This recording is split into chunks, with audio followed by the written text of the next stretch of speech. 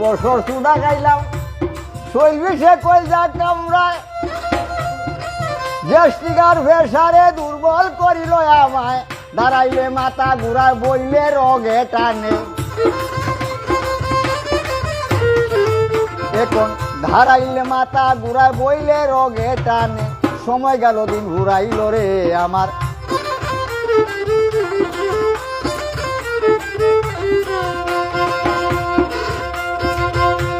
হজম শক্তি কইমা গেছে খাওয়া দাওয়া রুচি নাই দিবা নিশি কাশতে কাশতে বুকের মধ্যে ব্যথা ভাই